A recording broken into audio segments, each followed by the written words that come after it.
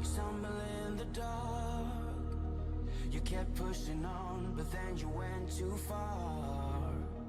When your ship has sailed and all your dreams are lost, everything is wrong, you feel like it's your fault. Just remember, I will be there for you, baby. Remember, there's nothing out there to get you, don't forget it. When life throws lemons, just call me. Just call me. Just call me.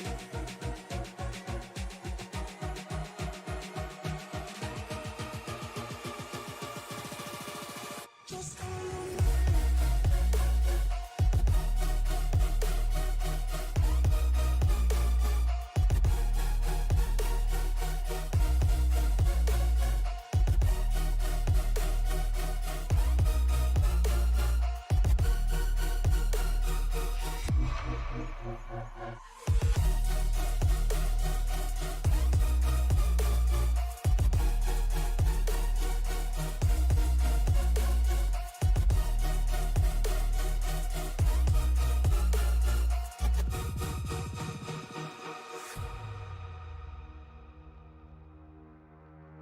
You're stronger now than you ever been. You gotta leave now, it's time to catch the wind. You will climb up high and look through the clouds. And when you're feeling low, I know you'll bounce back. Oh, and just remember, I will be there for you, baby. Remember, there's nothing out there to get you, don't forget it. When life throws lemons, just call me. Just call me. Just call me.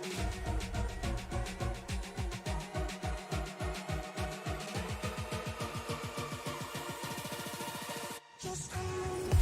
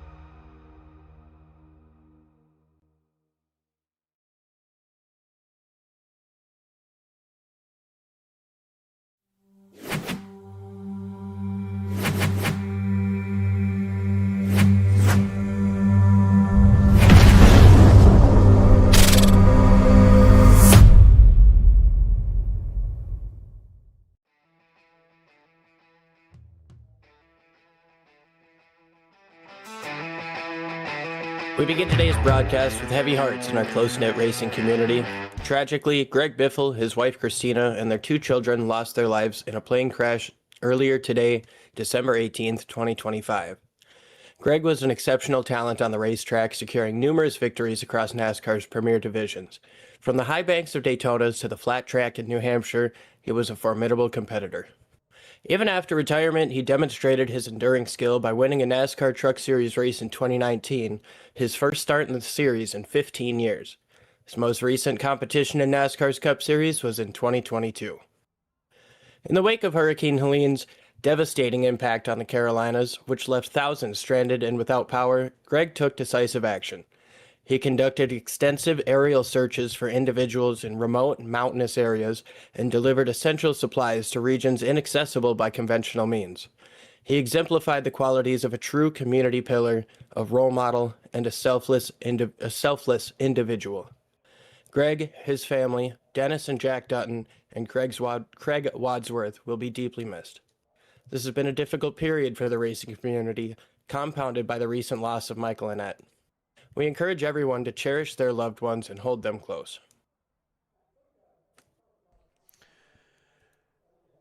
And with that, folks, we want to welcome you into the Tony Trapasso Memorial broadcast booth. Of course, not to keep adding on to it, but 2 days ago would have been the birthday of our friend who we celebrate every week here. And we want to welcome all of you to the Kansas Speedway and, of course, the RFRL Cup Series right here on Thursday night. And as we get ready to crank up a little bit of excitement, we just, our hearts go out to the racing community, the real-life racing community, but also here on iRacing. During the COVID era, if you will, on iRacing, Greg Biffle was seen out and about on the racetrack, still competing with, some of his friends and former competitors here on the iRacing.com servers. And, one of the things that I always think about, of course, myself, Dave Regal, alongside of the great one, Liam Ervig, here in the broadcast booth. One of the things that I think about is when he was the National Guard driver, and at the time I was still pointed toward the military, and I just thought that was great. And I followed Biff for a little while there, just because of that. And, what a great humanitarian. And I think it's interesting that we've lost so many athletes in air tragedies. Roberto Clemente, Roy Halladay, Kobe Bryant. And Biffle just gets added to this list. But, wow, man, this one's rough. This one really hits close. Yeah, he's an amazing humanitarian, stuck up for his community, and it definitely sucks. I can't think of a better word. It just sucks. Not only for us as fans, but for the families that are affected. I mean, that is an immeasurable void to try to move on without. So there's no good segues, but we've got a race. We've got 115 laps here at Kansas. We've got, looks like 27 drivers registered, ready to rock and rumble here, and we're in for a show here, Dave. And quite a show we have in store, without a doubt. And one of the things that I'm looking forward to is watching, some of these guys come back now. Nate Lesko last week picked up the W when we were at Auto Club Speedway. Tonight, during warm-up, our time leader is David Cook. Right now, Joshua Gillen out of Jemison, Alabama. I guess that's the redneck version of Jameson. Here in the 21, he runs P2. Jesse Gordon out of the HBM Motorsports stable from Beaumont. And I'm assuming Beaumont, Texas. Could be.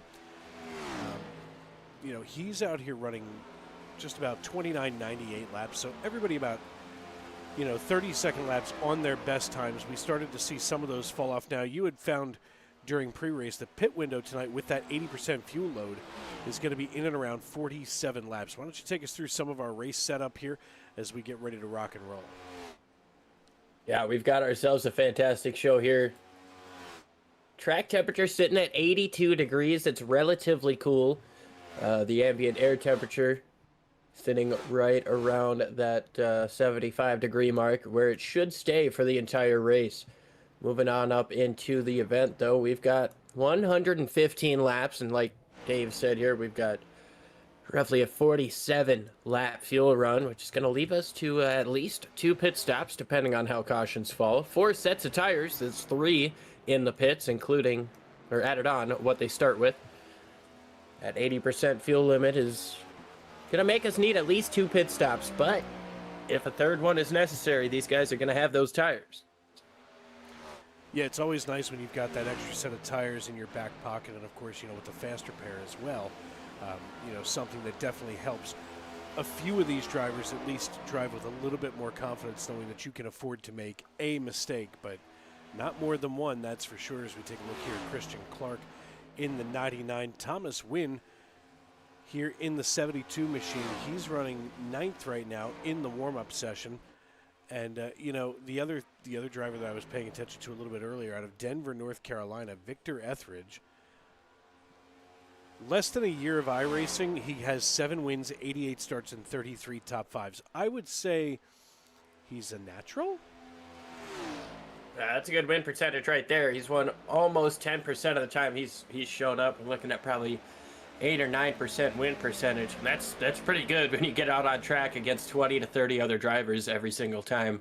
So look for him to create an impact early on in the season and continue to get better and better as we continue on. But Dave, you brought up a point there with those fast repairs.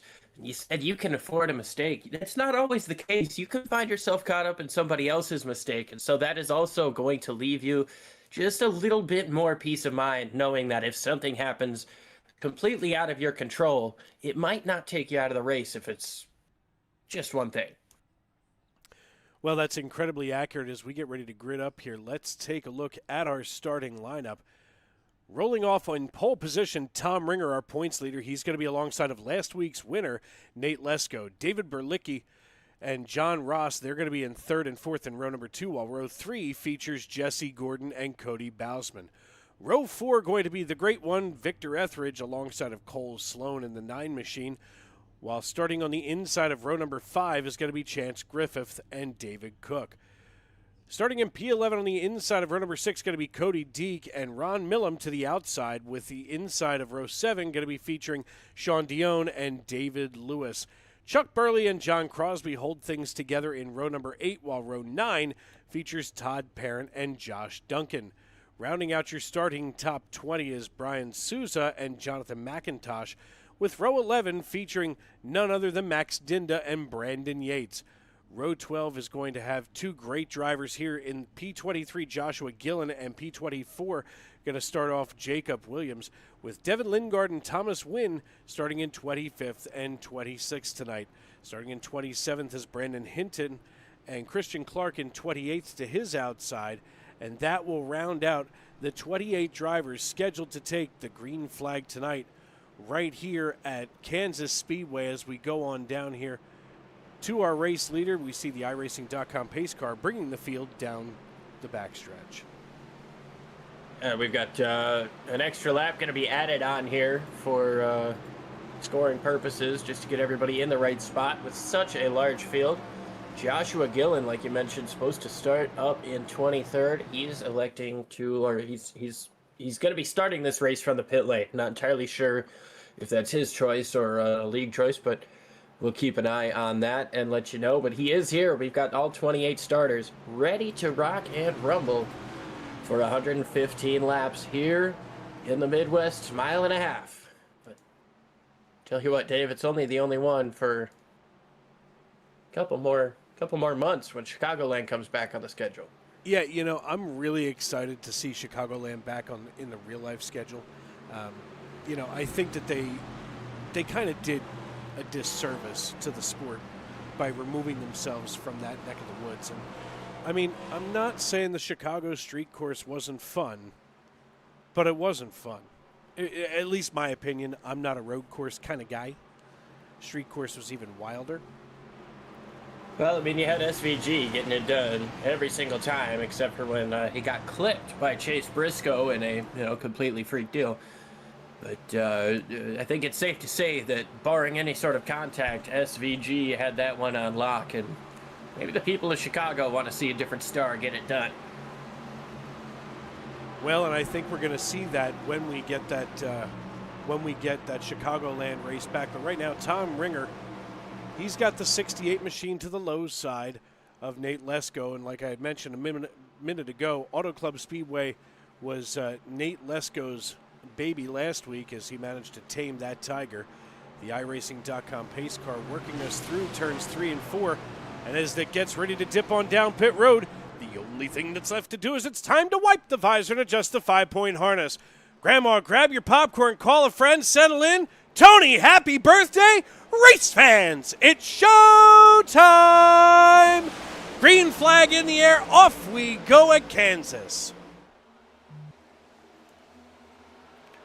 Ringer runs the middle. Let's go up on the outside, leaving that bottom open for the 92 of Berchicki, but he's not gonna have enough space to get in there. John Ross moves into third place as Ringer tries that bottom side. Let's go all the way up next to the wall. A really good first lap, side by side they go, and now everybody kind of looking for that, where can I move the car to find a safe space, but still Nate Lesko peeks to the high side. He now peeks to the low side, nearly making contact with the 68 is the 20 of Nate Lesko, and now he backs off in that Toyota to maybe give just a little bit of, just to give a little bit of a safety net to Tom Ringer as they were getting awful heated.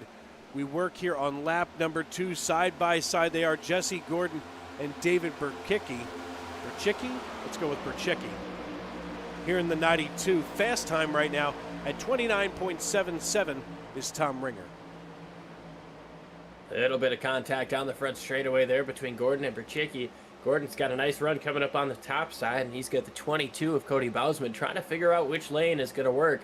Bausman tries the middle now. He closes in just a touch on the 92, but falls back through turns 3 and 4 as the 92 works his way back to the inside of Gordon. Berchicki trying to fight back to get that 4th place. Gordon a little bit stronger on the outside for now. Just peeking somewhat further back here in the old Smoky 47 is Ron Millam, and he's just ahead of Victor Etheridge in the 6 machine. You know, here's the deal. At least this is, for my money, what I feel like we're going to see out of Millam.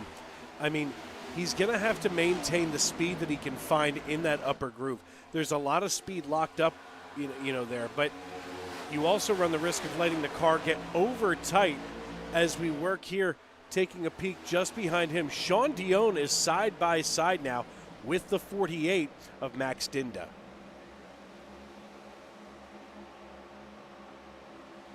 Yeah, big time battle here, but you're seeing once again the outside. Oh, trouble! Into turn 3, big crash, Cole Sloan in the 9. Chuck Bailey is involved as well, and maybe Todd Parrott. Sir, you can't park there. I don't want to tell you what to do, but you can't put your Doritos on that particular coffee table. Let's take a look and see what happened with Cole Sloan, as he's the one that's been sideways. And maybe that's not a good... that might not be a good area. Let's take another peek here. Sloan gets tight, bounces off the wall, and he manages to just get down. Whoa! Man. Now, Not sure what that... well, Not sure what that was about. I don't want to be that guy. But here I go killing it. Let's just take a look here. As he comes down, see that? What do you see there? What's the problem here? Those wheels are still spinning. He didn't try to lock it down. He absolutely... Oh! Yeah, they're not going to be happy with him. Now he locks it down. But just too little too late for Cole Sloan, as now we're going to be under our first caution of the evening. Tom Ringer and Nate Lesko still remain atop the pile. But a couple of drivers of note here. Big mover of the night right now is Brandon Hinton. He's +9, running in 18th position. Not a bad start in 7 laps. No, not at all. That's a big movement up towards the front. Still got a long ways to go, 17 cars up in front of him, but not a bad way to start this race after 5 laps are complete. 6 now with the caution flag. Taking a quick peek here and seeing... I don't see anybody else coming down pit road. Just a couple of drivers. Brandon Yates, Jacob Williams, Todd Parent, Josh Gillen, Devin Lingard, Cole Sloan, and Chuck Burley. Nothing too crazy, if you will.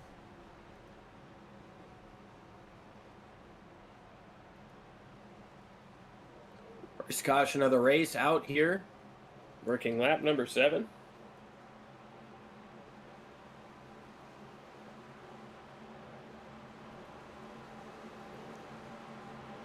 Tom Ringer, our race leader here in the 68 machine, just behind the iRacing.com pace car. You know, he's got to be pleased with what he saw out of that machine during this first segment of the race.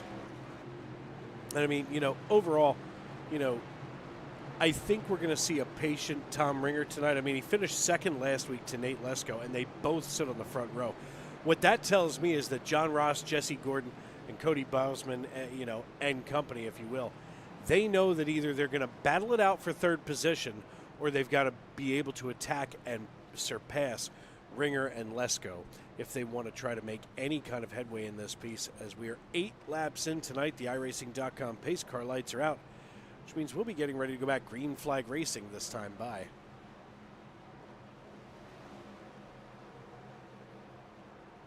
Doubled up down the back straightaway. Another chance at a restart here. Yeah, not mad about it. Not mad at all. Of course, I don't see anybody in the top 15 having come down. Not a bad thing. But take a look at these fastest 5 for 5s. Yeah, why are we 3 wide here? What's up with the 74, the 92, and I don't know, but he better tuck. There he goes. Yeah, he's getting back in there. Yeah, he decided maybe he should get in line. Green flag waves. Back in the air. Ringer, he's got himself a nice gap there. It sounds like the 22 has gotten himself a black flag on the restart. Not entirely sure what for, or if that's something that they're going to go back and review, but things up front definitely started to heat up with John Ross moving down to the inside of Nate Lesko, trying to take away that second position. We're going to go on board real quick here with Jesse Gordon. And the only reason I want to do this is let's take a look here at Gordon out of Beaumont. He gets to watch this entire battle from right here in the cockpit. What an incredible view we have on lap number 10.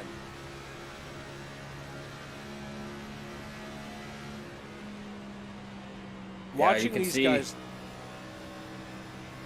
See these different lines. You know, we're riding on board. Jesse Gordon's running the middle, John Ross on the bottom, and then Nate Lesko working that outside lane. I didn't notice it until just now, but he's nearly redlined getting to the end of the front stretch. That's pretty impressive to do when you're dealing with 5 gears in these cup cars.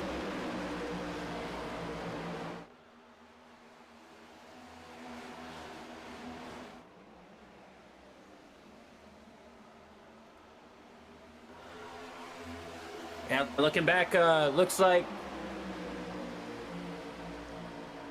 the incident with the 22 was reviewed and no further actions going to be taken there. So, not entirely sure what that was about, but Cody Boozman does not have a penalty to serve. Was it a bout or a boot? A boot. A boot? I'm far enough north. Yeah. Jacob Williams, however, he's going to come into the pits from the back. He may have a penalty to serve off that restart. Maybe he's got some damage to that right side. Trouble in front of him. We've got one sideways down to the infield. That was David Lingard. We're going to see what happened with him. Let's take a quick look at the replay. And now Williams and Lingard both down pit road. As we see that pop up here on the old left-hand side of the screen. I'm not sure what the deal with Lingard was. It's almost like he just smoked him.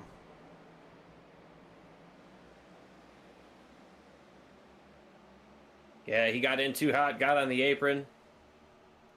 Good save, though, working his way into the grass. I'm going to get back out onto the racetrack and pull it into the pits. As we wait to go back live, there it goes. Thank you very much. Get on up here to Tom Ringer, our race leader.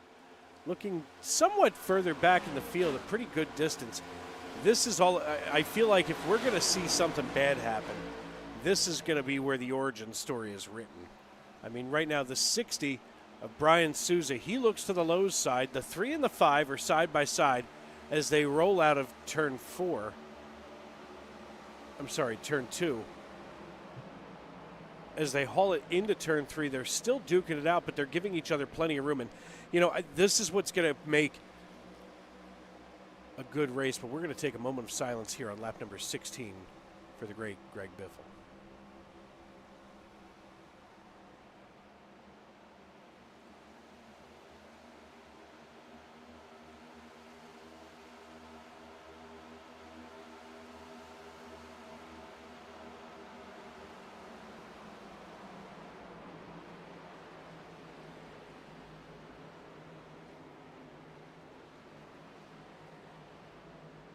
And as we conclude lap number 16, we come back to action on the racetrack. Thomas Wynn registering as having crashed. Let's take a look here. And I'm going to say we have to run this back just a little bit further. It looks like, wow, look at that. I can't wait to see the replay here. Let's watch the 66 and the 72. The 66 of Brandon Yates to the low side of Thomas Wynn. I would oh not man, wanna maybe be, didn't know the 66 was there. Yeah, I wouldn't want to be in race review. Not sure if the comes up and 72 noses. maybe had a downshift gone wrong, or just hit a bump wrong there on that apron surface, but hefty contact with the right front. He's going to take it straight to the pits. We're going to go and see if he does miss the shift.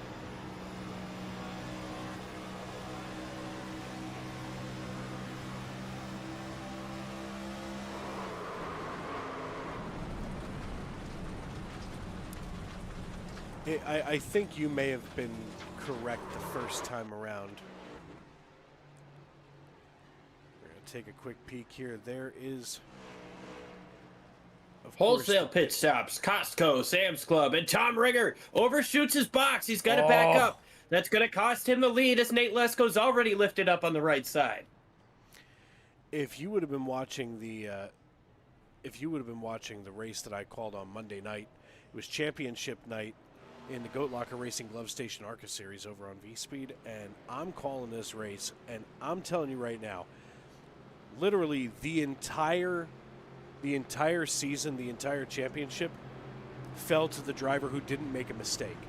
And literally 3 out of the top 4 drivers had some form of a mental mistake. One overshot his pit box, another one basically sped on pit road, and of course that cost him time, and the other had an unsafe pit entrance. Those are the kind of things, that, they can cost you an entire season. Yeah, they really can. If you find yourself just a couple of points away from a championship, you're going to look back at every possible mistake, every possible opportunity you could have gained more. And, well, there's a reason there's only one champion. It's always going to go to the best, provided you don't have a playoff. Fair. And believe me, there is so much of me that truly misses the, we'll just say the original format, if you will. Just saying. I'm just throwing it out there. Not that I think NASCAR's listening, especially to me. But if they want to get rid of the playoff, I wouldn't be upset. I could compromise on an OG chase, but I agree with you wholeheartedly. Maybe not even OG chase. Give me 2011 chase. Yeah, Tony Stewart versus Carl Edwards was amazing. Yeah. You set up the 2 wild cards in there, and then, 1 point per. It was perfect. I mean, look. We do that now. I mean, I'm sure we could probably see a championship still pretty much locked up, all but mathematically. But I think it's still in for a good shot. But well, Dave, we've got ourselves an interesting restart here. Top 2, Cody Deek and Max Dinda stayed out, did not take tires. Joshua Gillen, David Cook, Cody Bausman, David Berchicki, Jesse Gordon all took 2, most of them took 2 tires. Green flag back in the air, a little bit of tire spin from that front row. What's going to happen back as everybody tries to pounce? Yeah, green flag in the air, and, here's the thing. When we go up here to the blimp view, we see a lot of people giving a lot of room, and all of a sudden they are 3 wide. Watch the 68. That's Ringer to the high side. The 92 of David Berchicki, he is falling like a stone and just had 2 3-wide moments within the same block of a lap. And, this is the kind of formation that gets me scared. Watch the 73, John Crosby, all but pushing the 68 of Ringer down the front stretch. I don't want to tell him what to do, but I don't think that's such a good idea, in the words of Chucky Finster. Oh, I heard some tires spinning behind him. Oh, one into the wall, the 99. We stay green. He's still. Christian Clark. Just kidding. That's going to bring the caution out here for once again, the 3rd time today here on lap number 21. Christian Clark Not entirely sure if he was at the beginning of it. Somebody got sideways in turns 1 and 2, and Christian Clark ended up being the one to get up into the wall coming up off of turn 2. Let's take a look as Clark going to get the 99 back underway. Oh yeah, he gets a shot from the 333, tries to keep her straight, and makes contact with the outside wall. Not super significant contact, but enough of an incident to bring out the caution flag here once again. Yeah, we're going to look at this again. It's not... Oof. Yeah, that's a rough Definitely one. seen harder hits. Yeah. It's still very disappointing. Let's go one more time here to Christian Clark.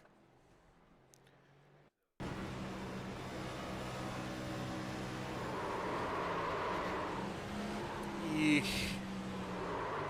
He said, I got it. I don't got it.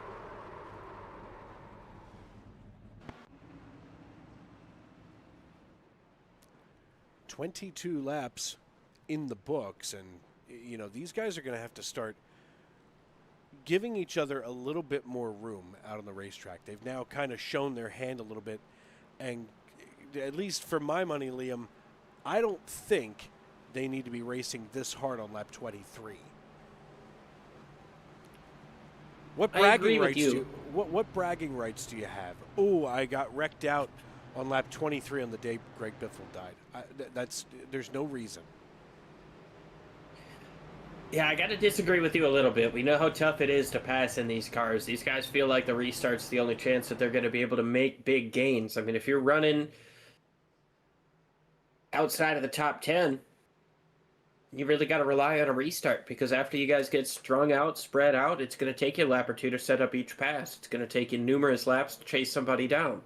We talked about how great Brandon Hinton has been doing, but he's up 16 spots. A lot of those came on restarts here. Joshua Gillen as well.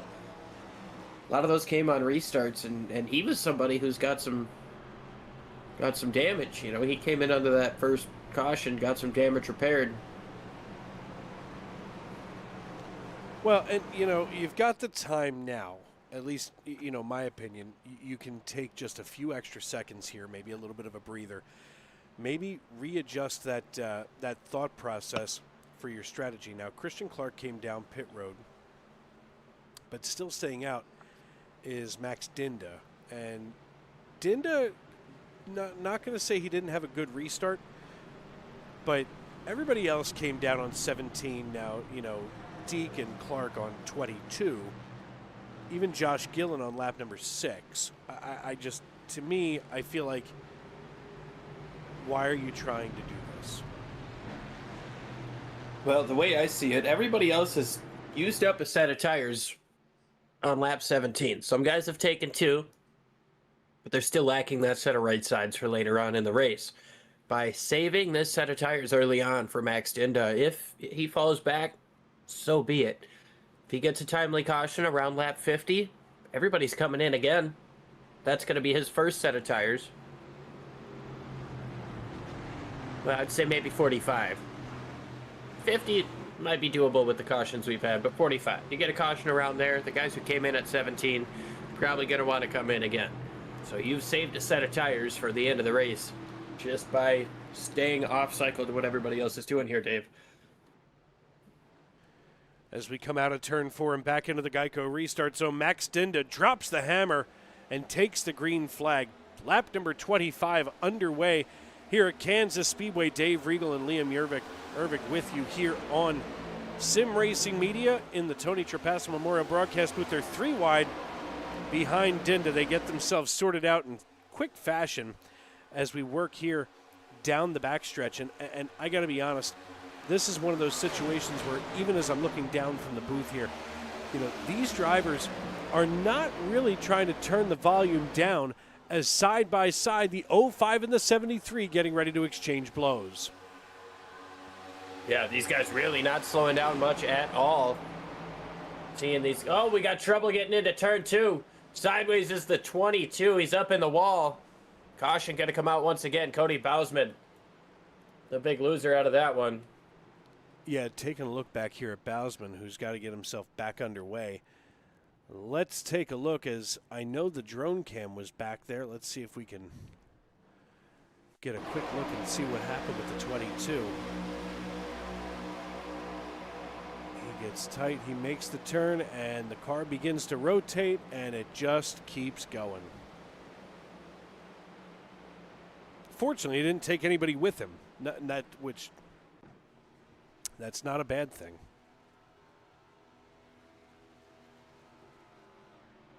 Yeah, definitely not a bad thing. A pretty rare situation when you got somebody turning back across the racetrack, hitting the wall head on like that. You expect to see them kind of bounce maybe up into the air or back down the racetrack. But a fantastic job by everybody, able to get around that 22 car as he, had himself a bit of a moment. I'd imagine he's going to come in, get that fast repair taken care of. Some pretty significant contact, but as we take a look, he's looking at my timing and scoring. It doesn't really look like he's too far off pace. He might have a little bit of engine damage, and if that is the case, if those revs are down a little bit, he's going to have to use his fast repair to get that done. That's not really something that the iRacing pit crew can get done on a standard pit stop. But Cody Bousman gonna probably get that thing repaired as we move back up to the front, Dave. We're 28 laps into this race. I know we're 4 cautions in, but what are you kind of noticing in terms of who's strong, what's trending? Well, the first thing that I'm seeing here is that our initial leaders, Lesko and Ringer. Now, Lesko running P3, Ringer back in 5. I mean, to be quite honest, when this, it seems like the caution bug came out and just started disrupting a little bit of what's going on. But what I'm curious about is what Max Dinda has going on here and what he seems to think he's doing, if you will. He's only got one start on the Speedway this season, and it was last week at Auto Club. Now, he started last week in 18th, finished in 16th. So, here's a guy, to use the Collinsworth line, here's a guy who doesn't have a whole lot of time in this league this season and wants to get up here and lead laps. I'm afraid that might not be a wise decision when there's a couple of league veterans floating around near him. Might be a decent idea to play a little bit more conservatively, if you will. Dave, I'm with you. You got Nate Lesko behind, John Ross and Tom Ringer. They've been the top 3 since before this pit situation kind of got started. But at the same time, I love the risk that Max is taking right now. Stay out front, like I mentioned out of the previous caution. If you can keep timing these cautions out, pit when everybody else does, you've saved that set of tires. And the more these cautions come out, the more you keep getting good restarts, the better your track position's going to be throughout the course. So now you got Nate Lesko right behind you, and you've got fresh tires with Jesse Gordon to your outside. It's going to be the toughest task yet of Max Dinda's race. If we can go green here for a significant amount of time, though, I would imagine everybody's going to pull into the pits. Dinda's going to be up in the top 10 with that extra set of tires. Yeah, I mean, right now with Dinda in the lead on lap number 29, we've already had 4 cautions for 12 laps and only 2 lead changes. And, that, of course, was Ringer handing it over to Dinda, who stayed out instead of deciding to come in and pit like literally the rest of the field.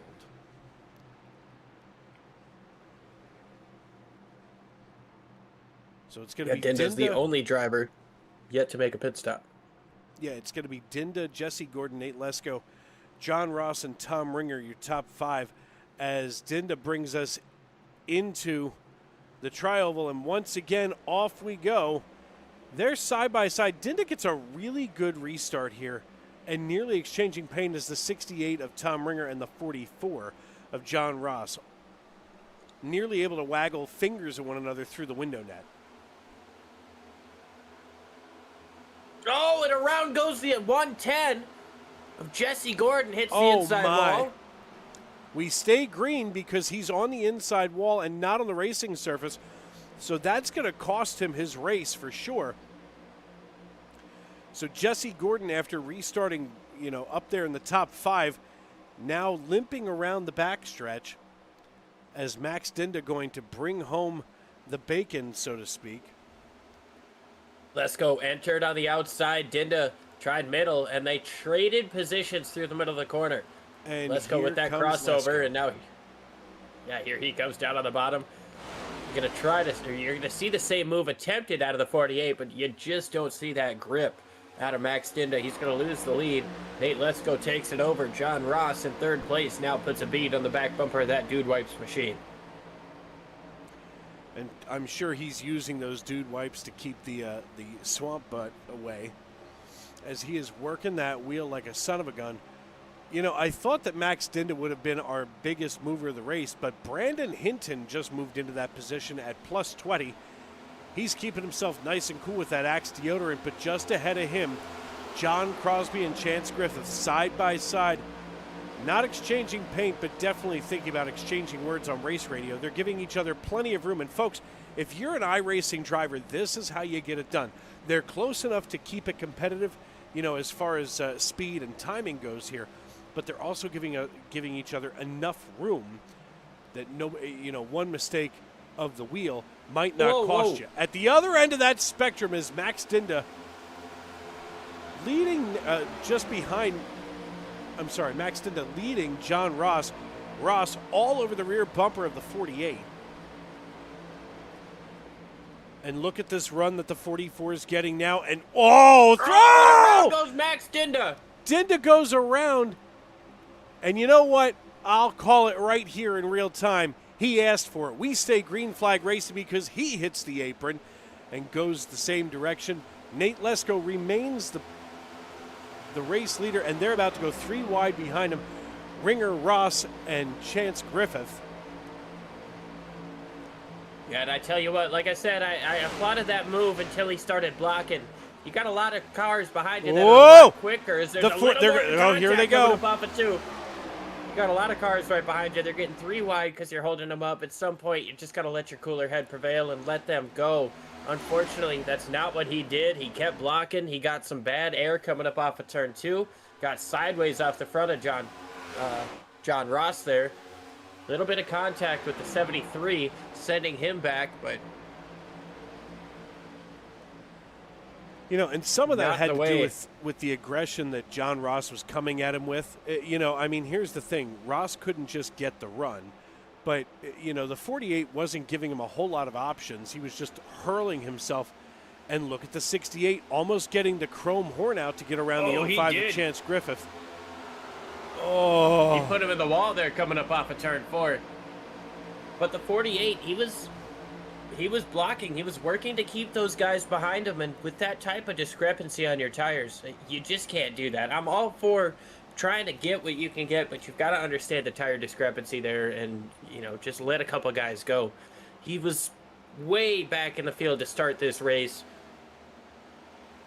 Even if he falls back to 5th or 10th, it's still a net gain, and he would have had that extra set of tires. Now he's the, I mean, he could have been the only one, and now it's not going to work. Well, and as it stands right now, Dinda stays on the lead lap as he's still trying to boogie around here. He's 7.6 seconds behind David Cook, but he's got just about a 17.5-second gap between himself and Lesko, which puts him down about a half lap, if you will. As it's going to be Lesko, Ross, Griffith, Hinton, Tom, Ringer, your top 5 as they run. And I don't know if you're noticing this at all, Liam, but some of these numbers are turning, you know, yellow and white versus the red or orange. Cody Mullen in the Cody Mullen 346 getting wished good luck from a Cody with a C. The Allen Experience checking in. I do want to I want to make mention that our hearts go out. Big crash. We'll talk about that in a minute. The 66 and the 09 have decided they wanted to be really intimate in front of other people. Let's take a look. The 09 of Jonathan McIntosh, gets into the 66. That's Brandon Yates.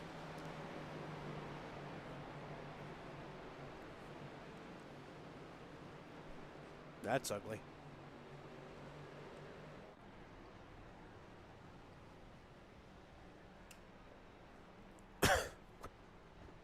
Yeah, tough damage there on McIntosh. And That's going to be a pop motor in 29 minutes of repair.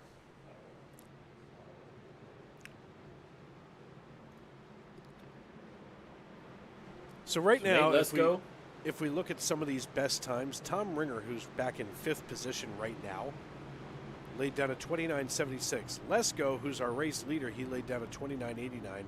John Ross, Ron Millam, and John Crosby round out the rest of that. But oddly enough, it's in the top 11. 5, 1, 2, 11, and 10, the positions for each of those drivers as they run.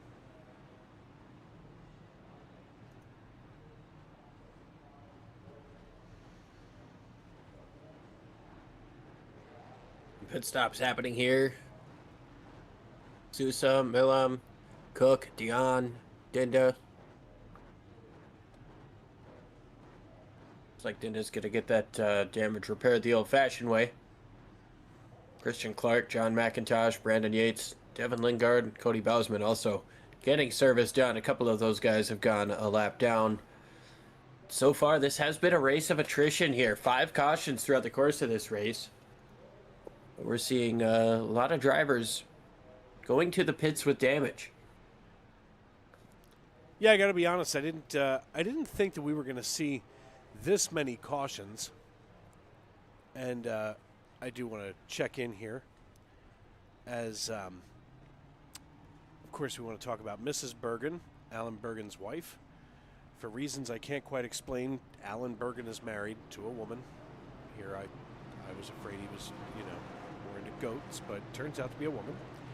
She's wonderful. She puts up with him, but she had some surgery today, so our thoughts and prayers go with her. And, of course, really, and I love him to death, but Alan is about to be her caretaker as she recovers from this surgery. So, Mrs. B, we love you, and good luck. Yeah, absolutely. And, don't feel bad if you got to call somebody else if you can't get it done. I'm kidding. Alan's a great guy, and I know you guys will. They'll figure it out. You'll make the best of this recovery time. So I'm glad to hear that the surgery did go well, and I'm just praying and wishing for a speedy recovery and a lot of get back on your feet as soon as you're comfortable, as soon as possible. A lot of thoughts and prayers floating around today, huh? I've seen a lot of that today. Big day for thoughts and prayers. It's a big season for thoughts and prayers. Pace car's going to make that hard left turn. Nate Lesko in the race lead. John Ross to his outside, followed by Chance Griffith, Brandon Hinton, and then Tom Ringer in the top 5. Green flag back in the air. Strong restart out of Lesko. He's going to get about 2 car lengths until before he gets up into 3rd gear. Lesko gets down to the inside. They go side by side behind him. The 05 of Chance Griffith and John Ross. They've got trouble already. Caution again. John Crosby might have a piece of that. Victor Etheridge. If he doesn't have a piece of that, he will. Let's take a look. Riding along here with the 73. Oh, it was just an accordion move. Oy. That's not what you want to see. No, not at all. Tough break for these guys. Chuck Burley was in it.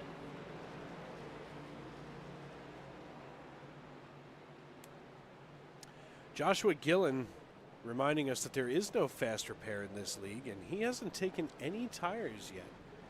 Has Gillen? Dave, you lied to me about the fast repair? I mislied to myself. You can't take what I say for serious. I drink.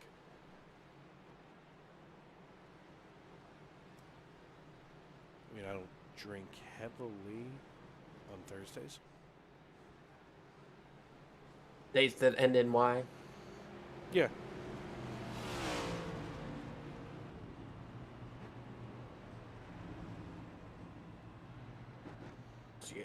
Unfortunately, I don't even need alcohol to have bad enunciation. I just like can't move my lips as well as normal people can, unless I really, really try. Yeah, I So don't think you do the drinking, and I'll sound drunk for you. that's Does fair. that work for you? Yeah, I mean, I feel like All right. we've been there together. It's a thing. It's a thing. I miss Miami. I do miss Miami. Really, I miss the people and the chickens, but mostly the people Don't forget the lizards. and the lizards. Nothing like walking through Walmart and I can't find Jordan. His mom gave us one job: don't lose him. 10 seconds into Walmart, can't find him. He's a character. Yeah, well, to be fair, they always knew where to find you and I. Outside, relaxed. Yep. It's fabulous. Because us up in the north. I mean, I think I'm a little more north than you are, Minnesota, and yeah. Versus Philly. I think we get it a little bit worse. I tell you what, man, you go down in November, October, when it's starting to get chilly, you go down and you get that 90-degree weather just that one more time. Really sets you up to be positive throughout the winter, at least until you hit about January. Yeah, we had some snow here this week, and I feel like, snow for you is like a sprinkle of a shower for us. Like, oh, look, it's Tuesday. There's moisture in the air. It's going to be frozen. Yeah, pretty much. Had the old DeKalb Apartments Christmas party tonight for the residents. It was fabulous. Last week was the Scully Company Christmas party, and as I had told you off air. Yeah, you talked about it last week on air too. I hope that this Christmas party was a little bit less eventful than last week's. But God, yeah, I didn't get bothered on my running. Felt like it's a pretty good start. But His car makes that hard left turn once again. Nate Lesko gonna lead him down. Double file here. Green flag in the air and a strong restart from the inside once again. John Ross gonna try to cut down and get in front of Griffith. Looks like he's gonna have the space to do it. Now pulls back in behind to try to get a tow from Lesko. Watching him take off like this, these guys are really starting to get chippy. I think there's a level of frustration on the racetrack because, some of these guys, they really want to be able to get competitive. They want to go out there and race. They don't want to sit here and pace. Just because they rhyme doesn't mean that you should do that.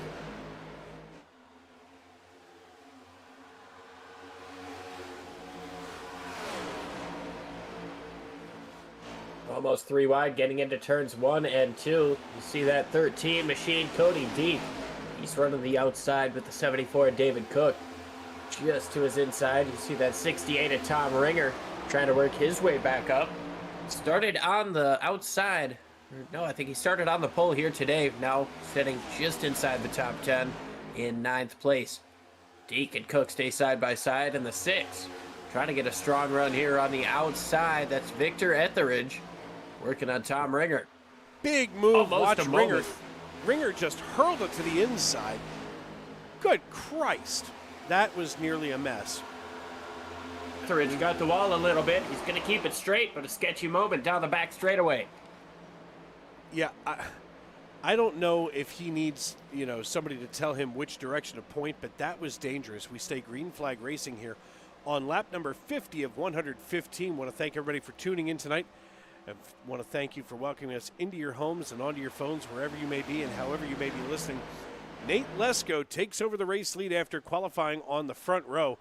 John Ross running in P2. Chance Griffith, Brandon Hinton, and Brian Souza round out your top 5. I'm curious if Brian Souza is a perhaps descendant of John Philip Souza. I'm not entirely sure. However, I do want to take a moment here while we have it. I'd like to go back and look through the field.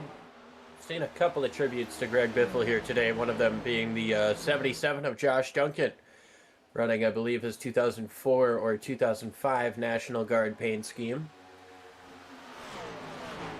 I'm And then we also saw in the chat from Josh Gillen, he said that he's got the Biff on his 21 machine here tonight as well. So do love to see that. The racing community, it is a large but small town feeling community. You know, everybody's got their opinions, and you know, like for example, I don't like Joey Logano, but our good friend Angel Santiago is a huge Joey Logano fan.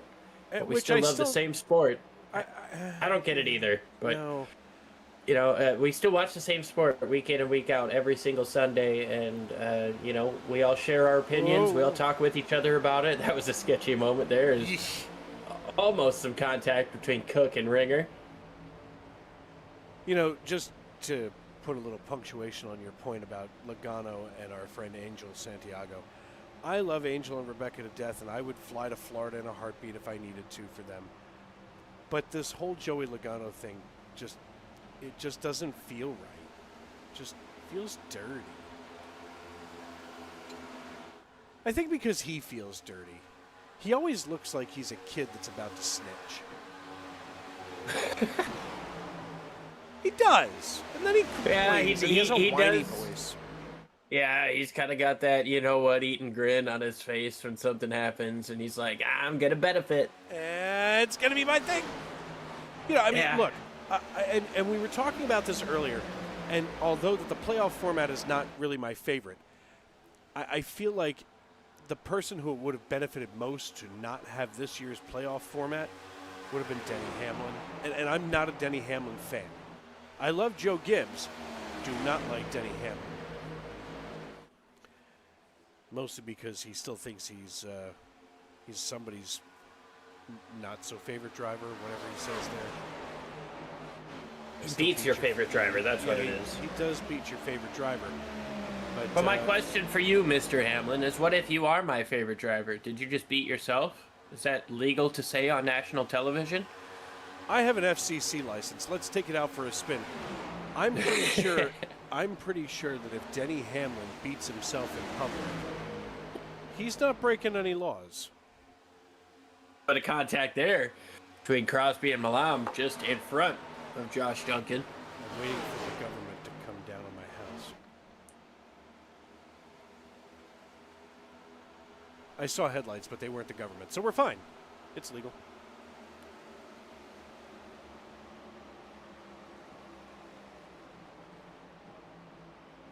No cop, no stop.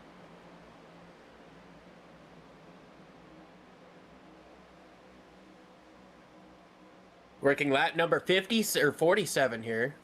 57. Dave, what's our graphic doing? I can't see it. Oh, nope, I see what happened. You good? Working lap number 58 now as we work across the start-finish line. Nate Lesko has a 3/4 second lead over Chance Griffith, who still has John Ross all over his rear bumper. Brandon Hinton just about a 1/4 second behind that battle, followed by Brian Sousa, who is also on his rear bumper. Looking at the battle between John Crosby and Ron Malam in the 47, both drivers are up from where they started on this race, and then Cody Deek side by side with Josh Duncan just behind. We've got battles all over the racetrack here, and as we take a look at who our fastest five over the course of 5 are, Nate Lesko no doubt leads that category with an average of 30.63. Chance Griffith in second place. He's about a 10th a lap off of that time. However, David Cook seems to be the closest on track, running 7th. He's only 3/100ths of a second in terms of average lap time off of your race leader. Tom Ringer and Brian Sousa 3/100ths of a second off of that. These guys are mad consistent up front. They are absolutely locked in. Yeah, taking a look here at John Crosby and Ron Millam. I mean, what a battle they have. Less than a half of a tenth of a second. In fact, they're just about dead even. Watch the 47 of Ron Millam getting a run on the outside. This is probably our longest green flag stretch of the night. Not that I want to jinx it or anything. But now Josh Duncan and Cody Deek move into the next closest battle. So these drivers have now figured out how much room they need to give each other on the racetrack to go ahead and make those passes, to do the right things. And, whoa, getting a little too tight there is the double natural of Josh Duncan. But they're figuring out how much racetrack they actually have to work with as we're now past the halfway point.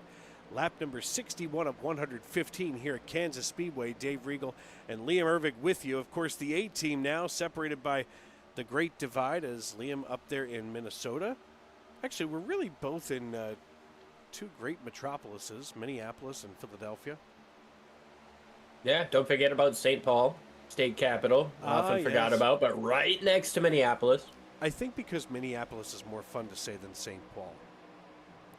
Yeah, and there's also a lot more fun things to do, such as there's 3 sports teams in Minneapolis compared to, 4 compared to 2 in St. Paul. They do well, 3, I guess. Saints, right? Yeah. They're a Twins affiliate now. That is a gorgeous ballpark, Dave. I tell you what, man, you ever come out during the summer months to Minnesota, we'll get to a Twins game, but I want to bring you to CHS Field because that's a great ballpark.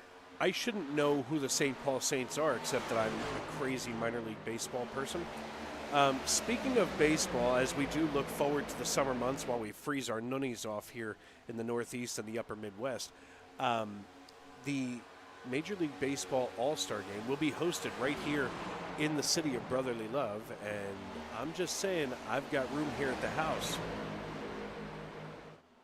Dave, if you can make something happen, you bet you're behind I'll be there. I was unfortunately not able to go in 2014 when they hosted the All-Star Game at Target Field, as I was 17 years old and didn't really have a great job. I worked at McDonald's. I did start working at Target Field, but not until the year after. But I tell you what, man, it is such a nice ballpark. Cook almost up into the wall there, coming up off of turn 2, and now he's under fire here from Brandon Hinton. Hinton trying to take away that 4th position. Tom Ringer, we saw him in 9th place. He's slowly but surely, methodically working his way back up to the front, currently running in 6th place. And he's got 2 cars right in front of him that he wants to make quick work of, looking towards the middle of 3 wide there. And here is the 60 machine, the 73 here, John Crosby. Tom Ringer trying to figure out which way to go with this side-by-side battle in front of him. Dave, what do you do? You know what? If you're Ringer, you're going to have to let the 7 and, you're going to have to let the 74 and the 5 just kind of duke it out. Pick one car off at a time. You try to get, wholesale spots like that, bad things are going to happen. You play stupid games, what happens, buddy? You win stupid prizes. My man. So if I'm Tom Ringer, and now mind you, he fell back pretty far in our standings, and he's now on the recovery drive up in the 6th position. So at that 6th position, he's kind of looking up here going, hey, listen, I've worked back this far. Brandon Hinton here in that nickel piece, he's up 22 spots after qualifying P27. So obviously Hinton knows something that maybe we don't up here in the broadcast booth. If I'm Tom Ringer, I'm hitching my wagon to the 5. Not a bad call, but the 5 still unable to work his way around the 74. You see 3 different lines being taken here in turns 1 and 2. Can't thank you guys enough for tuning in here live on YouTube. Go ahead and drop who your favorite driver is in the chat. We've already seen Joshua Gillen, Cody Mullen, the Allen Experience jump up into the chat. We want to know who you're rooting for here on Sim Racing Media. A lot of fantastic drivers here, and I tell you what, John Ross still within a second of your race lead as this battle is heating up inside of the top 5. Yeah, and I'm not mad at it either, especially as we work, deeper into this race. I mean, I just looked up here at timing and scoring, and I saw that we were on lap number 69 of 115 right here at Kansas Speedway. You're watching the RFRL NextGen Series live on Sim Racing Media. Dave Riegel and Liam Ervig with you here in the Tony Trapasso Memorial Broadcast booth. Side by side go the 5 and the 74 again, and, like I said before, here's Ringer just sitting back there, kind of keeping an eye on stuff. He's not being impatient, and that's what can be, a winning strategy on the racetrack. Some people, they get a little bit too antsy. They get a little bit too, let's just say edgy, if you will. And they make that mental mistake, or they get themselves a little bit, playing above their head. But tonight here in the sim, Tom Ringer making the perfect call, at least for my opinion, here on lap number 71. So far, so good. He's going to lose a little bit of time to these guys as they continue to race. We're about 3 seconds off of your race leader, who last came in on lap 17. You got to believe a pit stop is coming soon. If you're Nate Lesko, John Ross, Chance Griffith, David Cook came in, and Tom Ringer as well, both came in on lap 44. So they're going to be able to stay out a considerably longer amount of time. When do we see Nate Lesko coming into pit? Looking at 71. I mean, I know we've had a lot of caution flags, but that's over 50 laps ago. 55 at this stage in the game. Yeah, just kind of waiting to see, if we take a look here, I mean, 55 laps on 4 tires for Lesko. I mean, there's been repairs for David Cook and Tom Ringer, Brian Souza. I mean, there's been a lot of different things going on down pit road. But as far as I'm concerned for the time being, these are simply the drivers that need to start considering, especially after not coming in since 17. It's time. Let's not do anything dumb. I think some of that caution bug that we caught earlier too is also the cold tire bug, because for so many of these drivers, they weren't even able to get any heat into that rubber to increase the grip and to start boogieing around this racetrack a little bit better. Nate Lesko's going to come in from the lead this time around. Hinton's going to follow him in as well. Joshua Duncan.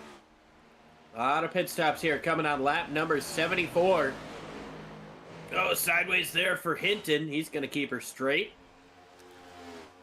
Lesko's down pit road. Hinton also down pit road. Here we go. Drivers on pit road going to show up here on the left-hand side of your screen. This could be the money stop.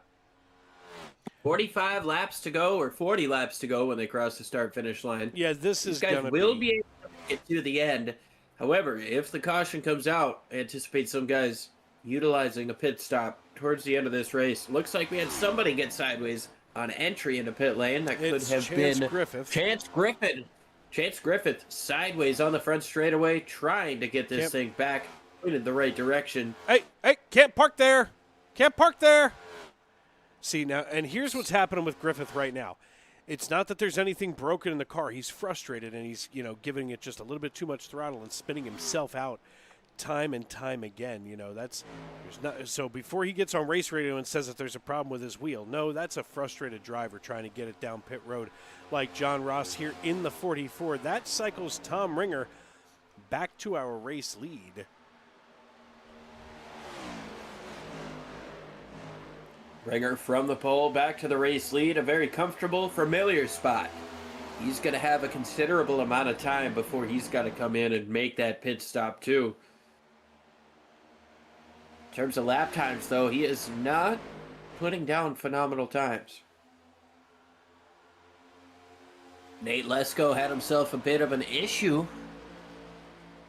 Well, no, I'm not sure that's the case. Scoring had him wonky for a moment now, but it's corrected itself. He's just behind John Ross, now just made the pass on John Ross, who is out of the pits. Brandon Hinton also out of the pits. There's going to be a huge margin between those 3 drivers.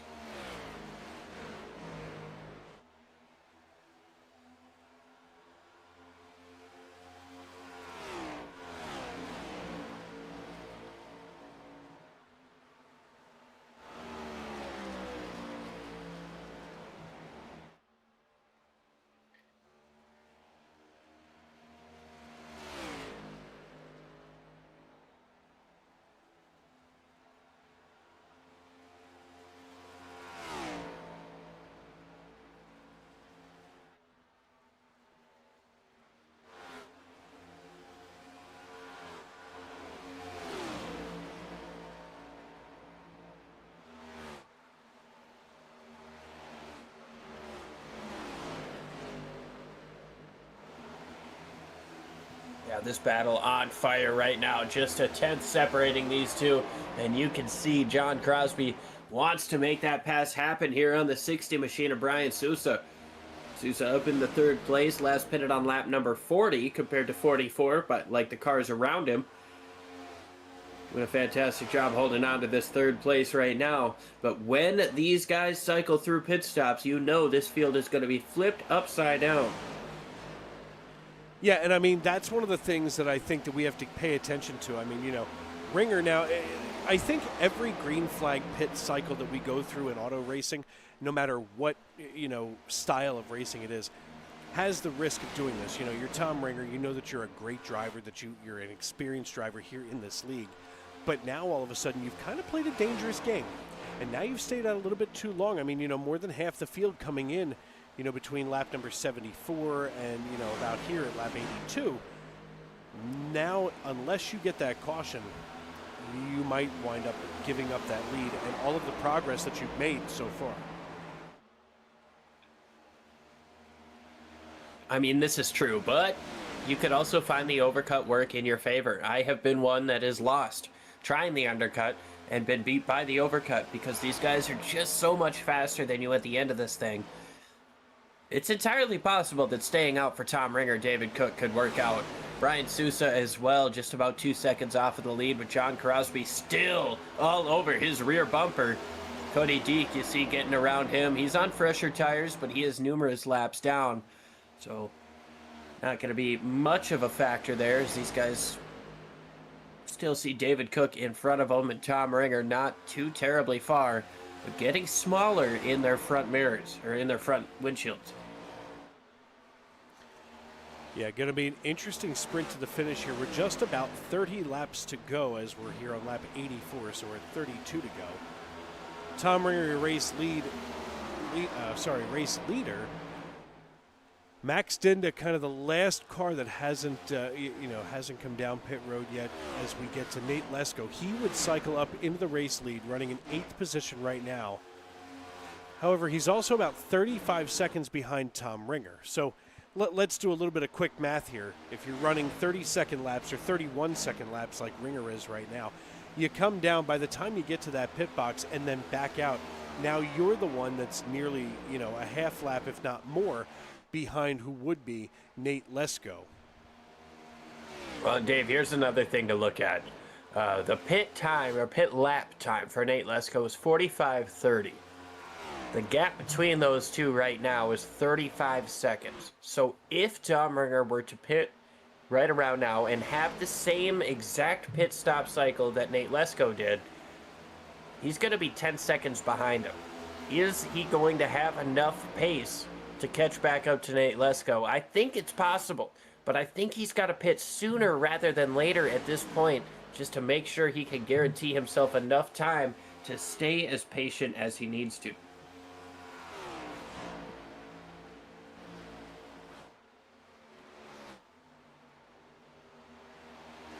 Working here on lap number 87, it's Ringer, Cook, Crosby, Sousa, Clark, Dinda, your top 6. They're the drivers who haven't come down pit road. And this is just kind of, at least my opinion, you're making a mistake now. You know, right now it's time to just go ahead. Come on down. I mean, you know, you're out there for 42 laps, 43, 47 for Sousa.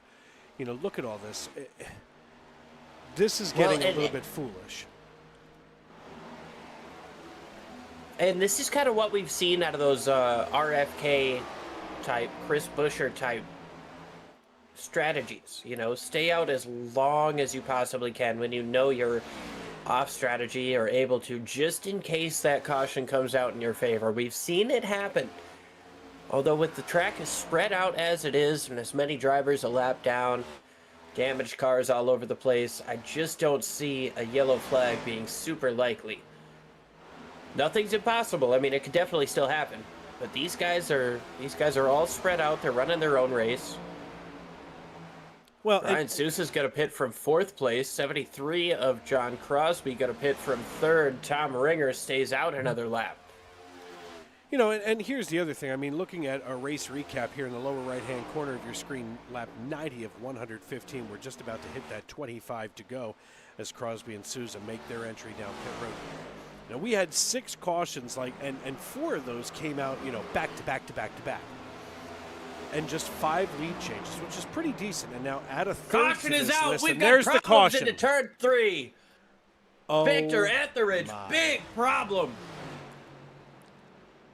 Let's see where Victor Etheridge made a mistake. Sir, the racetrack is above you. Gonna take a Came look on the here. radio, said he got loose coming up off of 2, but he was wrecked getting into turn 3. Let's take a whoa. Oh, yeah. All right. Well, he's almost got it straightened out, but then it comes back up the racetrack. But look, this is the same thing that we saw earlier, and I'm not saying that I'm perfect by any stretch as a driver here in the sim. But first thing you need to do is lock it down and watch this. Now, he gets himself down here. He thinks he's got it. Okay, fine. But as soon as that car makes the run like it's going back up there, he didn't brake in time before he hits the safer barrier. And again, who am I to judge except somebody who was watching that from above? Once you start to go perpendicular to the racing surface, you need to be locked down. As soon as he realized that he couldn't bring this thing back under control.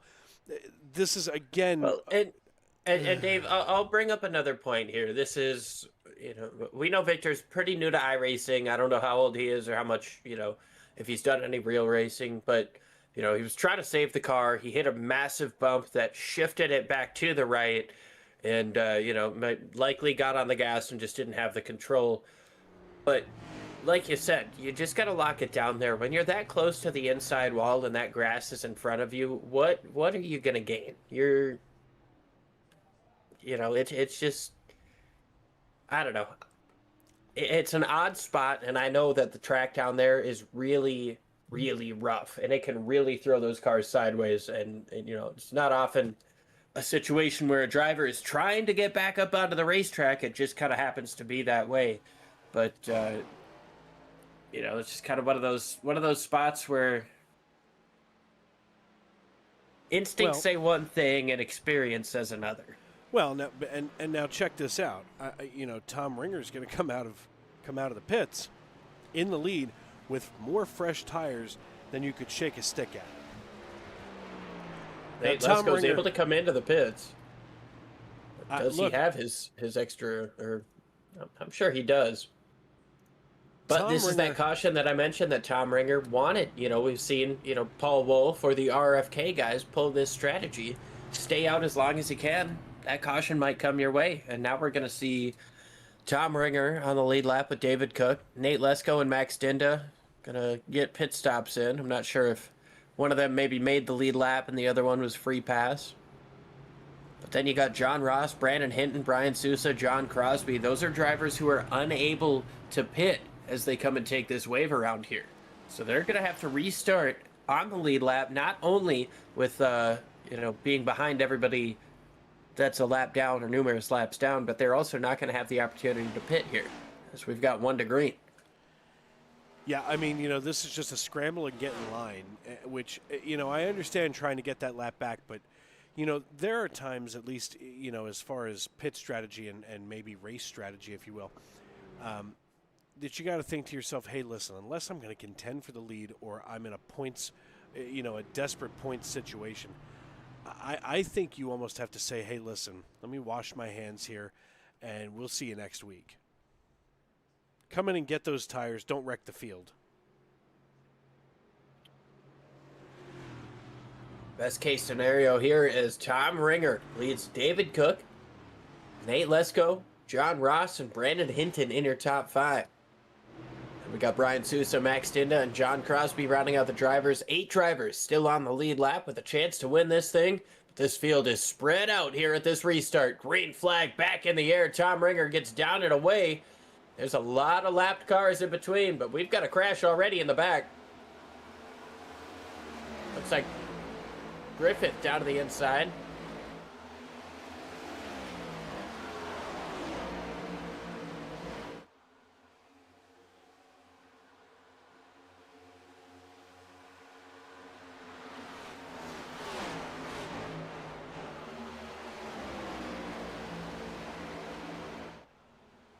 David Cook has this connection issue. He blinked out for just a second, but he now trails Tom Ringer. I guess it would help if I unmuted the microphone from time to time. But it's going to be Ringer, Cook, Lesko, Hinton, Ross, Souza, Crosby, Dinda, top 8, and all on the lead lap. This is starting to look a little dicey back here. I'm not saying I'm scared, but I'm saying I'd be starting to worry. On Ross, a little bit of damage to the front end of his car, and that's entirely possibly related to the restart incident there with the 05. I was hearing that they potentially made some contact, so John Crosby going to be able to close in on that 44, which seems to be wounded for the time being. He's going to have to hope for a caution to get that thing looked at, but it's unlikely as he slides up the racetrack, has to check up. John Crosby now gets around, and you can see the 26 with a big run of David Lewis. That's not going to be for position, but the 44, a wounded machine right now.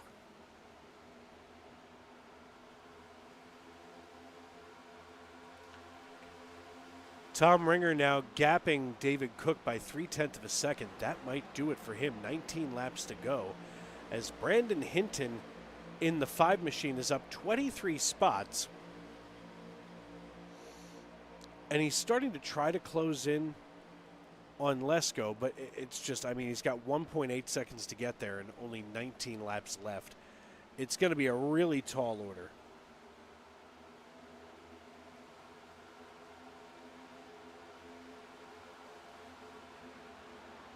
Yeah, he's got a long way to go. He made that green flag pit stop.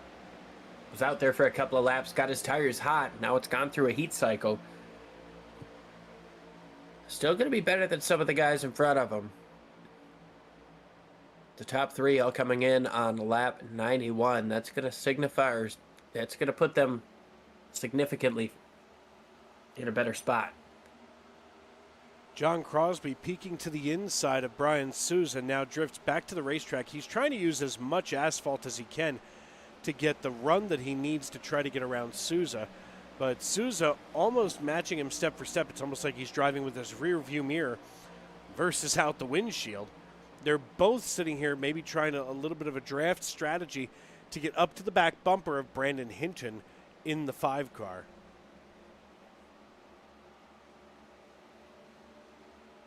Crosby looking back down to the bottom here. Maybe a little bit of draft could help those guys get up to Brandon Hinton. They've got just about a quarter second to go. Working into the final 15 laps, though, when they cross the stripe. Here comes Crosby down to the inside. He's going to go all the way to the white line, try to paint it through 3 and 4, and he's got himself a nice pass. Power move done, and actually looks like Sousa just kind of let him go.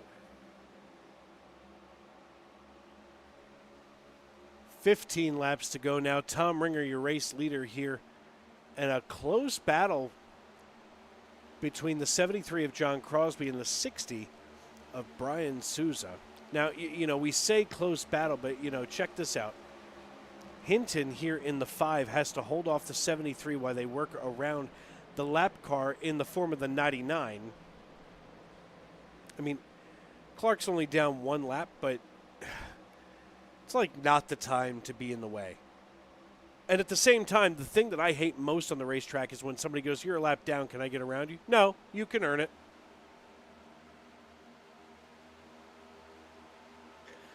Yeah, it depends on the situation. You know, if it's just a leader by himself, I'll probably try to race him for a little bit. But if there's battle behind me, I don't really want to be a part of that, especially if they crash each other. Even though that's a good situation for me, I don't want to be the cause. So we see Crosby gets a huge run coming up off of turn 4. He's going to close into within a car length down the front straightaway. A little bit of tow from the 6 of Etheridge in front, but I think that wake is going to affect the 5 in a bad way. So you see a big run once again here out of Crosby. Hinton stays down on the bottom of the racetrack, and Crosby going to get side by side, nose to nose, door to door, getting into turns 3 and 4, and now he cuts down the racetrack with that outside momentum. Doesn't quite pinch Crosby down, but uses up what he can with the later apex. Solidifies himself into 4th place. Yeah, Crosby doing a great job here, holding down 4th place, but now he's got to set his sights on Nate Lesko. But there's 3.1 seconds up to Lesko. Might be time to just settle for 4th. I mean, you know, unless you have a rocket launcher, under the driver's seat of that race car, you're not really doing much.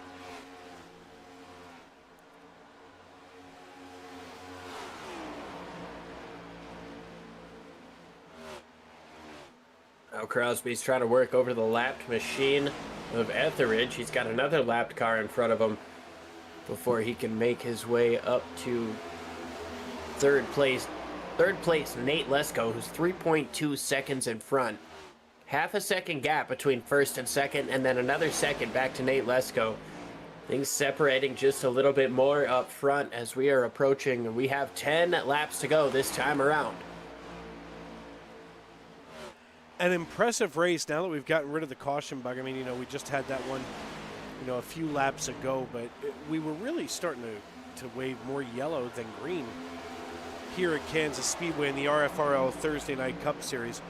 But, you have to understand, once drivers get a really good feel for a place, and I know that we've talked about it many times on the air and off the air, sometimes once those drivers that aren't as skilled as other drivers are at a specific racetrack, they decide to stay home. A couple of years ago, if you really wanted to stay home, you called home, you called out and said you had COVID.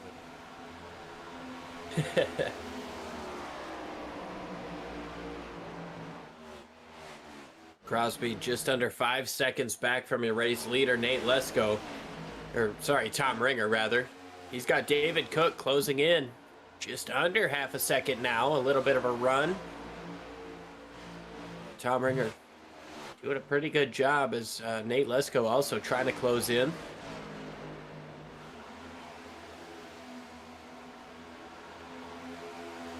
Sean Dion here in the 3 machine. Currently sitting in 9th place. He would be the free pass machine if the caution were to come out, but just 7 laps to go. We're going to hope that doesn't happen.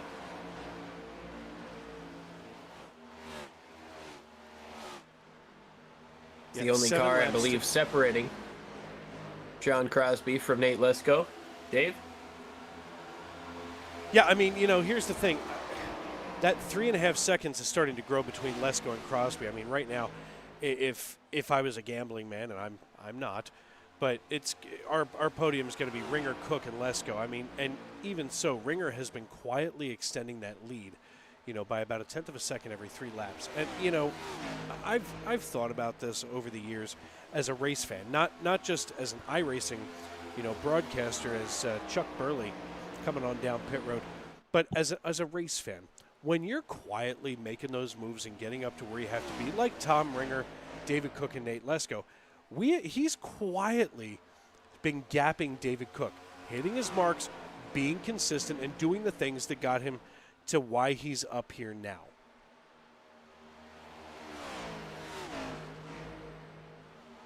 Yeah, he's doing a fantastic job right now, and albeit a second place effort, it seems, as there was some sort of problem getting into turn 3 involving Chance Griffith. He jumped into the pits before bringing out a yellow, so we stay green here with 5 now coming to 4 laps to go. Nate Lesko has chased down David Cook, and he is within 1 second of your race leader here. Things starting to heat up at the front as Cook goes all the way up next to the wall. All the way to the bottom goes Tom Ringer, and Lesko looks towards the middle of the racetrack. Not as great of a corner out of Lesko as you wanted to. Just over that 1 second margin as they come to 3 laps to go. Lesko rocking the middle lane. Tom Ringer on the bottom. David Cook in second place, working the tippy top of the racetrack. As Tom Ringer crosses the start-finish line, he comes down into turn 1. And, Ringer, as we've seen time and time again, he's doing really well. He's having a good season. But this is going to be his first win of the year on a speedway, as I did double-check things here. And no wins yet on his record this year. But as he comes out of turn 4, the popsicle sticks go in the air. We're 2 laps to go. Yeah, just under a second, and I gotta wonder if the dirty air from the 74 is affecting that 20 of Nate Lesko. They're running different lines, but the 74 is able to cut down the racetrack coming through the turn 2 part of that complex. But Tom Ringer, he's done absolutely everything right all weekend. Started on the pole. He had some strategery not go his way. I think he had a little bit of damage, maybe a fender to pull out. But he's going to take the white flag with a sizable gap, 3/4 of a second over David Cook, who's still got Nate Lesko in his mirror, but further back than he has been the last couple of laps here, Dave. Yeah, rolling down the backstretch one final time with the white flag in the air. We're racing back to checkers, and Tom Ringer out of California leads the field through turns 3 and 4 one final time. Tom Ringer now comes out of turn 4, comes through the restart zone, crosses the start-finish line, and captures the checkered flag. And Tom Ringer will be our winner right here at Kansas Speedway. David Cook finishes in second, and rounding out the podium is Nate Lesko. 3 drivers that, I know that we've talked about a lot over the last couple of weeks here, and tonight no different as Tom Ringer picks up first win of the season, at least according to our Sim Racer Hub page for this league. Yes, sir. And just a great night for Tom Ringer. Cannot be happier. We're going to step aside and pay some bills real quick right here on Sim Racing Media. When we come back, you'll hear from our race winner and, of course, our other podium finishers. I'm Dave Riegel. He's Liam Ervig, and this is Sim Racing Media. He's burning it down!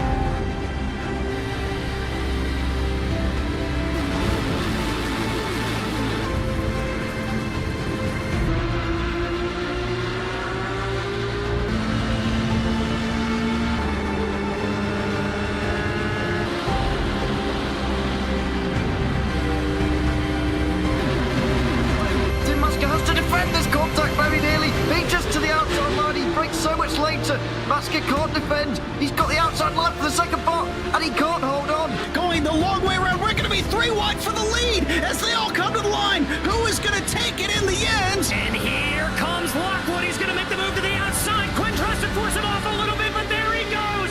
It's going to be side by side through turn 1. Will he be able to cover him off? He does. Weaving back to the left-hand side. Reynolds is trying everything. The kitchen sink is being thrown at it. They're leaning on each other. Coming into turn number 3. It's going to be a drag race through 3 and 4. Coming back to the line. Here comes Trish on the bottom. Richard's going to hold the inside. Tries to be the late breaker here. They're going to be side by side through the final chicane. They bang doors, but keep it clean. As they're still 4 wide on the run down into the back straightaway. Demerit's looking for a line as well. What is going on in Michigan? Novak into the fence. They're still beating and banging. Oh and to the line. He is much faster coming through there. Is there damage on Challenger? Abramitis is ahead. There's going to be a race to the line. Who is going to get it?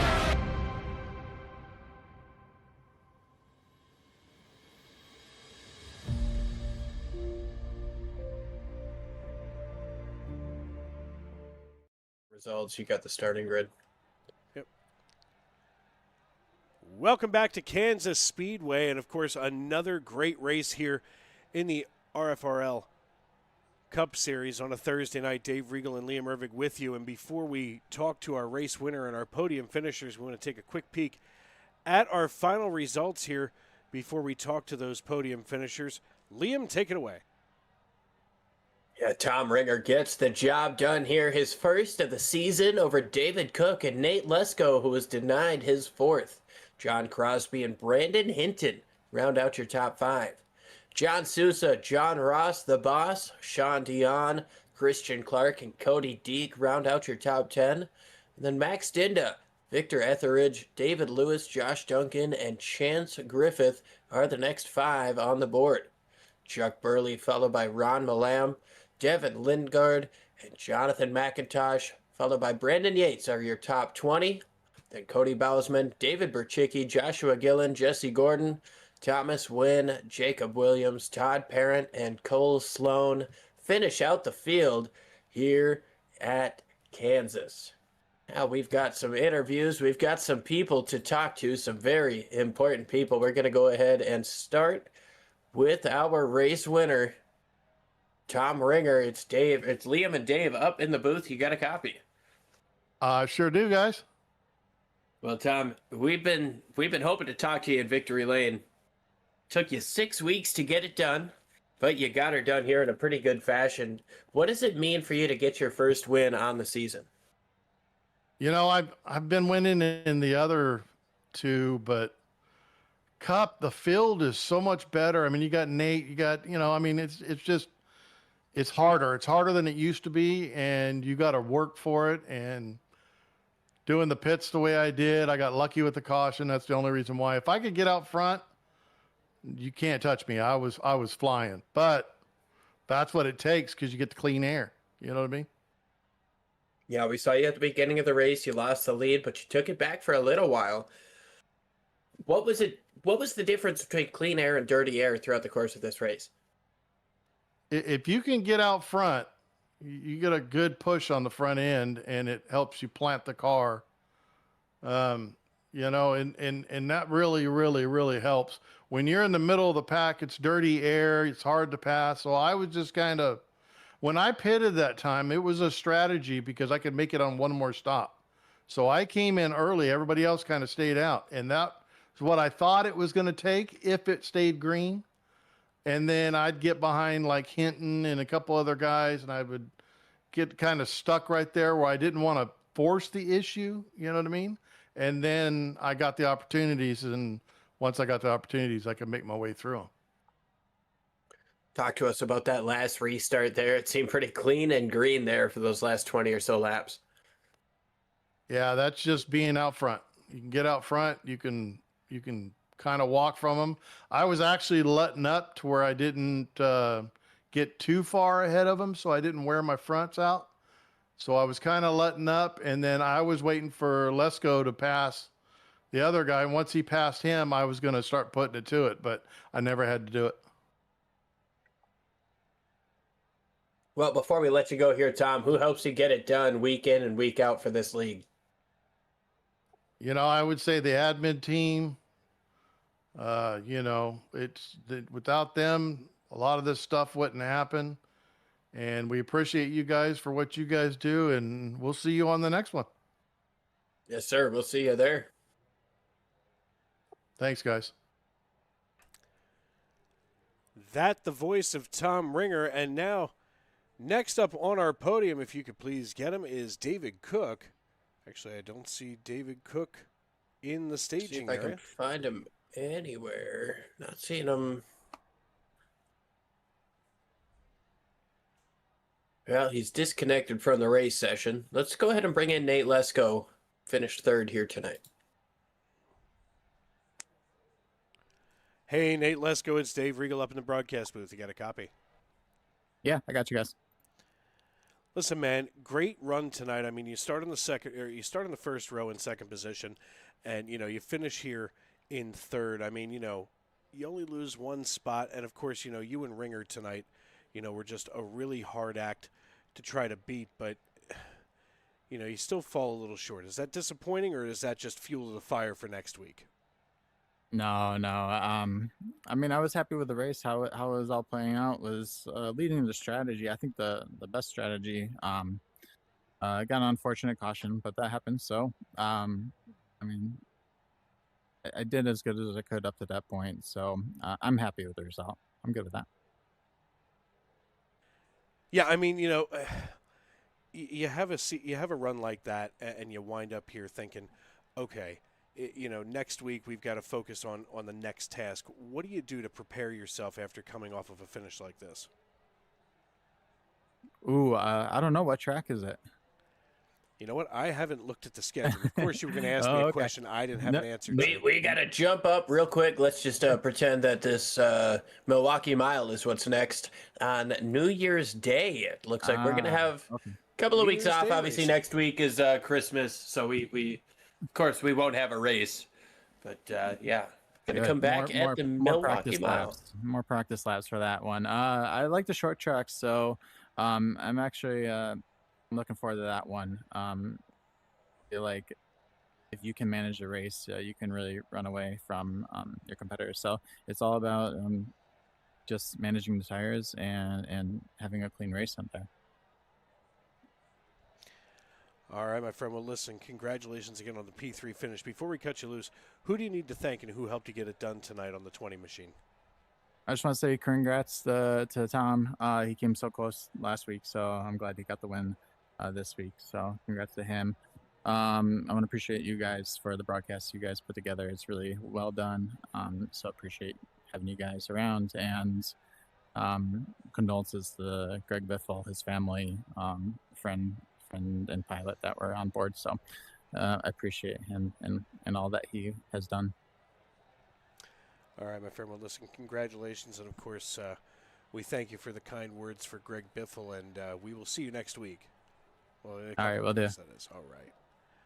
Thank you. Yep. Liam, another one in the books here in the RFRL Cup Series. And, I think Nate kind of punctuated this just about right. This night, yes, of course, it's about the competition on the racetrack and about the fun and the camaraderie that we have on iRacing. But I really do think that we need to tip our cap and bow our heads for the Biffle family tonight because, folks, it's a tragedy when anybody loses their life in an unexpected way. But this was a good man, a family man, and his family is with him. And, although that his immediate family, his 2 children and wife, were with him on the aircraft that ultimately crashed, there are still other extended family, grandparents and, aunts and uncles and things like that are missing their child, their brother, their sister, their aunt, whatever, tonight. So for all of us that are parents, and even if you're not, hug your loved ones a little bit tighter. And remember that tomorrow isn't promised. Every day is precious. And every one of you is special just the way you are. So for myself, Dave Regal, and my broadcast partner and my brother from another mother, Mr. Liam Ervig, I want to thank all of you for tuning in and hanging out with us tonight. And tomorrow, and every day as you walk down the road of life, please, don't play in traffic. Happy birthday, Tony.